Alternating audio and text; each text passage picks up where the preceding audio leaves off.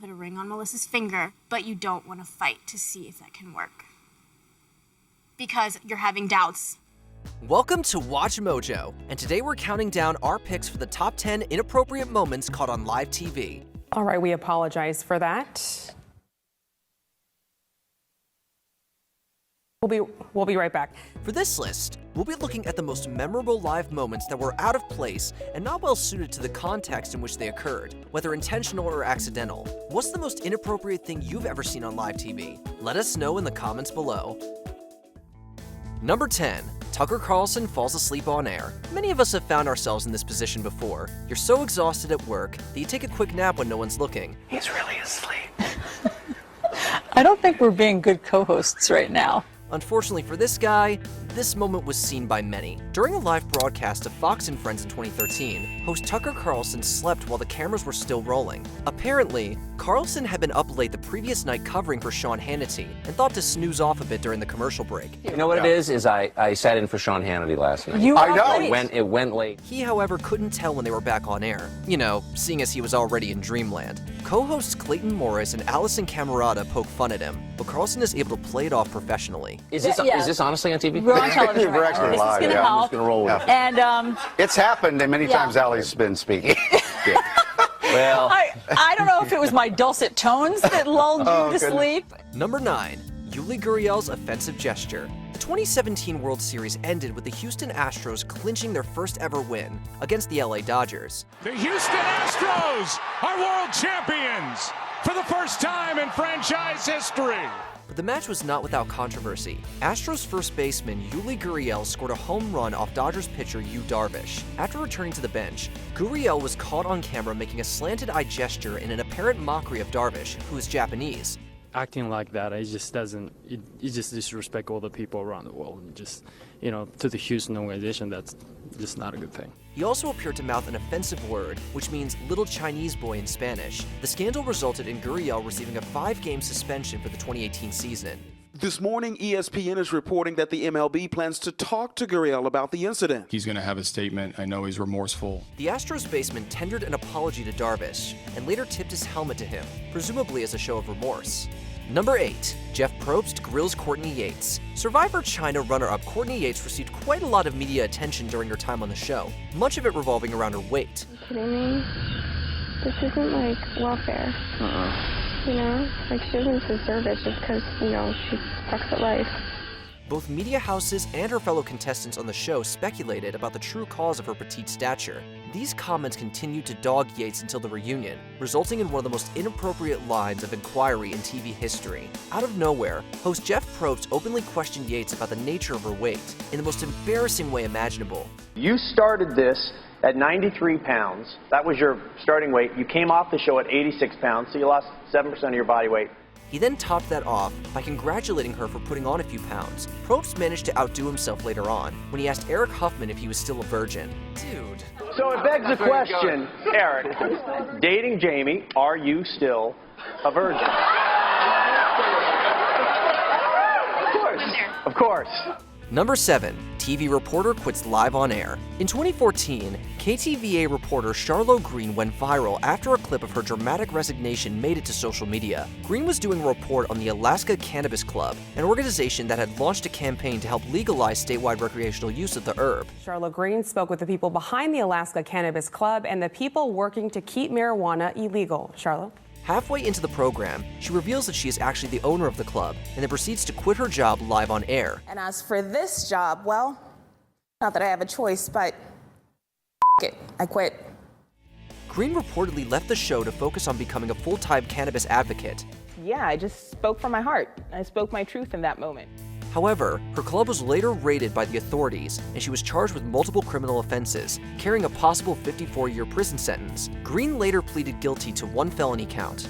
Number 6. Jason Mesnick picks Molly Malaney. Calling off an engagement can be awkward for all parties involved, but doing so in front of millions of people is what we imagine peak embarrassment to be. I've wanted to tell you something for a long time now, and that I am completely in love with you. For the 13th season of The Bachelor, Jason Mesnick first proposed to Melissa Rycroft, but later realized that he had stronger feelings for Molly Malaney, the runner-up. Weeks later, during the After the Final Rose special, Mesnick called off the engagement with Rycroft and chose Malaney instead. You're such a bastard. I wish more than anything that last day you would have just let me go. Instead of doing this to me. I'm so mad at you.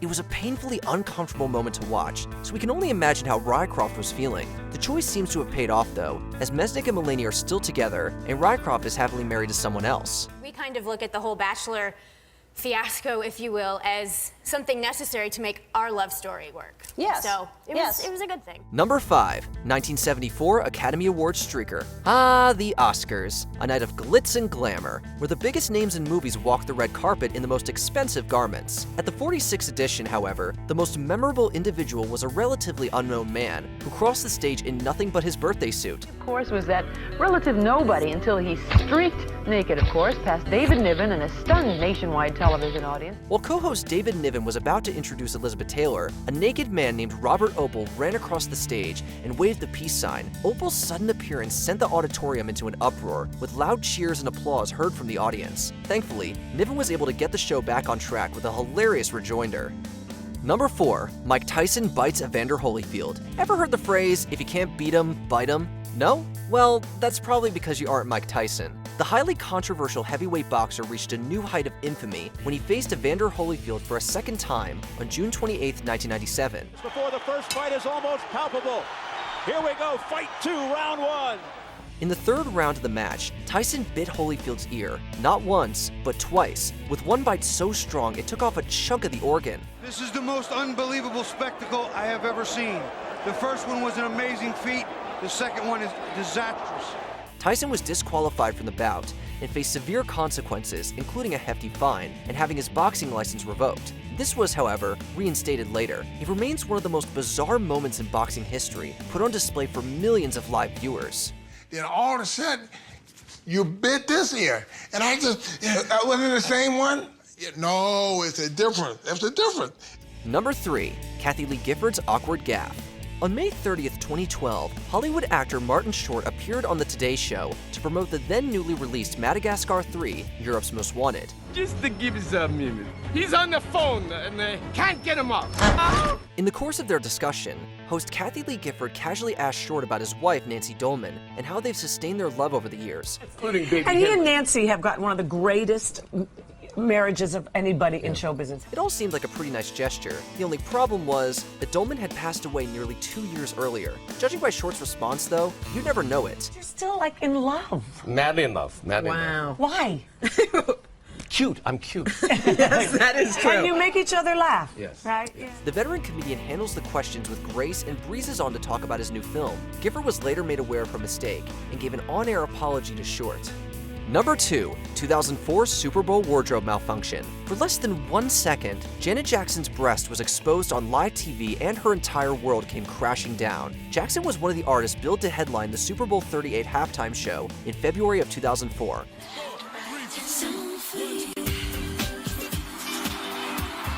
While performing alongside Justin Timberlake, he pulled off a part of Jackson's costume and inadvertently revealed her breast live on TV. It only lasted a split second, but that was all it took to spark a nationwide outrage.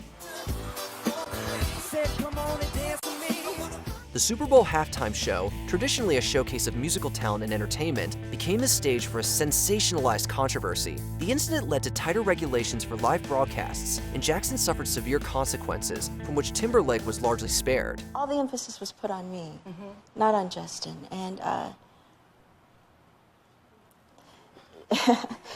Justin, we were friends. Before we continue, be sure to subscribe to our channel and ring the bell to get notified about our latest videos. You have the option to be notified for occasional videos or all of them. If you're on your phone, make sure you go into your settings and switch on notifications. Number 1, Kanye West interrupts Taylor Swift. Over the years, Controversial music figure Kanye West has proven just how unpredictable he can be when live cameras are rolling in front of him. West infamously called out former President George W. Bush in a 2005 charity telethon for Hurricane Katrina victims. And remain in the area. The destruction of the spirit of the people of southern Louisiana and Mississippi may end up being the most tragic loss of all. George Bush doesn't care about black people. But nothing comes close to when he walked on stage and interrupted Taylor Swift at the 2009 VMAs. Swift had just won Best Female Video when West grabbed the microphone from her to declare that Beyoncé deserved the award instead. Yo, Taylor, I'm really happy for you. I'm gonna let you finish. But Beyoncé had one of the best videos of all time. The shocking interruption not only stole the spotlight from Swift, but also undermined her accomplishment and embarrassed her in front of millions. Although West later apologized, the incident kicked off a lasting feud between both artists. Right now, and I feel like in some ways like I'm a soldier of culture, and I realize that no one wants that to be my job. And Did you enjoy this video? Check out these other clips from WatchMojo, and be sure to subscribe and ring the bell to be notified about our latest videos.